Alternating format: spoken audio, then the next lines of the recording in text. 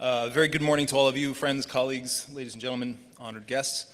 My name is Michael Ocasto. I'm the General Chair of IEEE Security and Privacy 2016. And it's my very great pleasure to welcome you all here today and open the 37th iteration of this conference, which incidentally, it's quite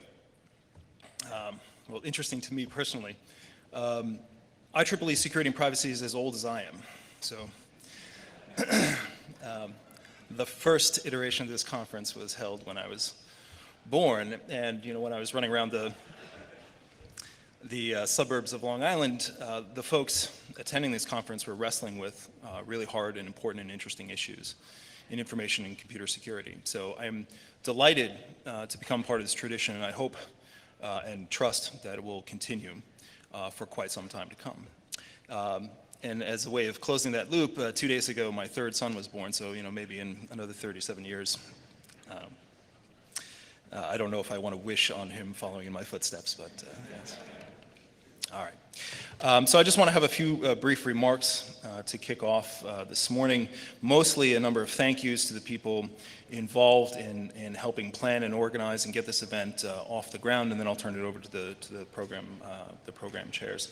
So we'll thank the folks in the organizing committee individually at the business meeting Tuesday night, but this is the list of folks who have done an absolutely tremendous job in making sure this event comes off without a hitch. So my deep and sincere gratitude to all the folks who put in volunteer time, making sure that every aspect of this conference is professionally done and is an enjoyable and educational experience for all of you. So a big round of applause to the organizing committee.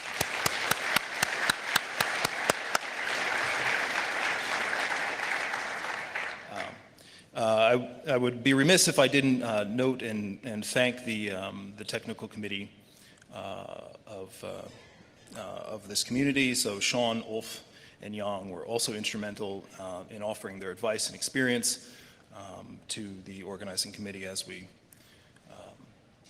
dealt with the myriad things I won't bore you with the details of, but as you could imagine, organizing a 500, 600 person 4-day event is something that runs into all sorts of interesting snags here and there, and their wisdom and advice and guidance was much appreciated throughout the process.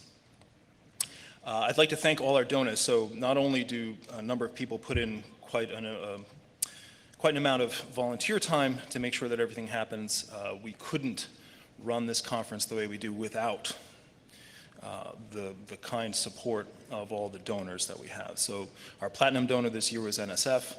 Our gold donors, ARL, the IEEE Cybersecurity Initiative, which you'll hear more about later, Google, Qualcomm, Goldman Sachs, Cisco, CERT, SEI.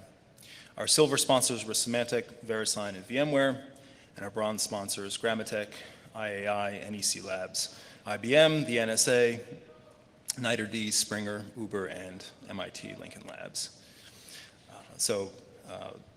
My deep gratitude to all of those folks, because even though we call them donors, their support is instrumental to holding all the social events we have, to supporting quite a number of students to attend the conference and the workshop. So again, a big round of applause to our donors.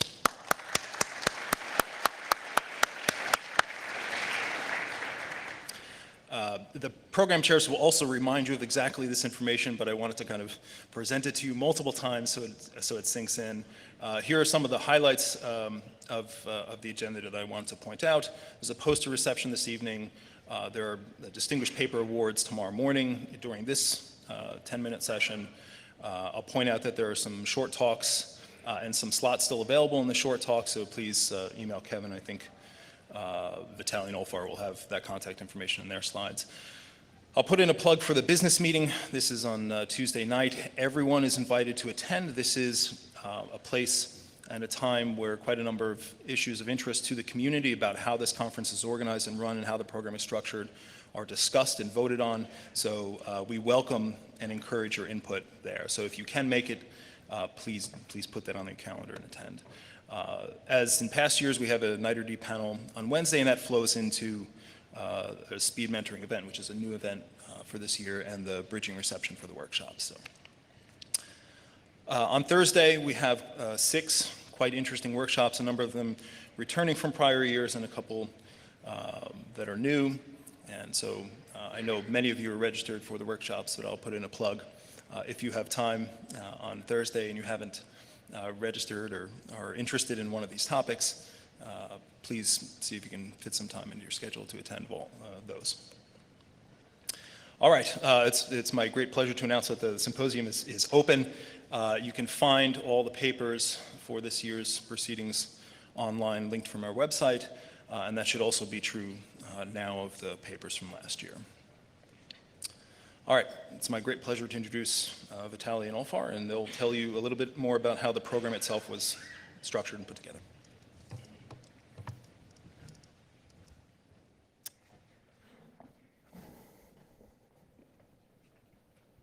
Hi, I'm Vitaly. I'm the outgoing chair, so I'm just going to say a few words if I learn how to advance this. Okay, it's been a long and strange trip to get here.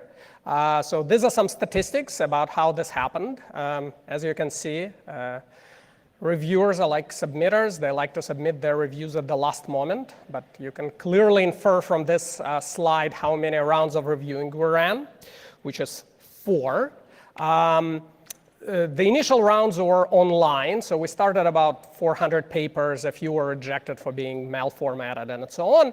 And then we cut it down about by half after 2 rounds of reviews with early rejection, which was a new thing this year. The authors had an option to appeal early rejection, and I'm very pleased to report that in at least a few cases, a small number of cases, this actually worked. So there are papers that ended up being accepted after the authors appealed them after early rejection. So it's nice to know that some of the controls we built into the system actually helped a little bit. And then by the time the PC meeting came about in early February, we had around 90 papers or so. And most of them were discussed at the PC meeting, but a few papers were accepted because they had uniform positive support, so they were accepted without discussion. And so that's how we ended up with 55 papers that you're going to be hearing over the next few days. As an experiment this year, we ran something called the Student PC. This was managed by Joe Bonneau. The role of the Student PC was to train students on how to review and how the internal mechanics of program committees work. They weren't making any decisions, and all decisions were made by the main PC.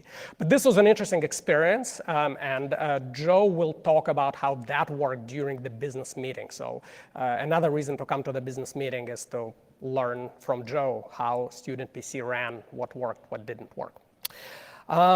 These are statistics. Our acceptance rate stayed about the same as last year, but we ended up with many more reviews. So as you can see, we tried to put a lot of effort into reviewing and to generate a lot of reviews. Every time anything was controversial, we opted for an extra review to be extra sure that we're making the right decision. So almost 1,500 reviews were generated, so big thanks to members of the program committee who worked hard on this. Here are a few things that are coming up between now and Wednesday. Let me again draw your attention to short talks. Everybody knows this is the best part of the conference, and amazingly, we still have a few open slots there. So if you have something that you just want to talk about informally, please send an email to Kevin Butler. So the email is right here on the slide, and he'll put you into the program, and you'll have a chance to rant for 5 minutes. I mean, what could be better than that? And big thanks to everybody who helped make this happen, like authors, speakers, panelists, certainly members of the program committee. I mean, 1,500 reviews is a lot, and we wouldn't be here without them. Thanks a lot, and have fun.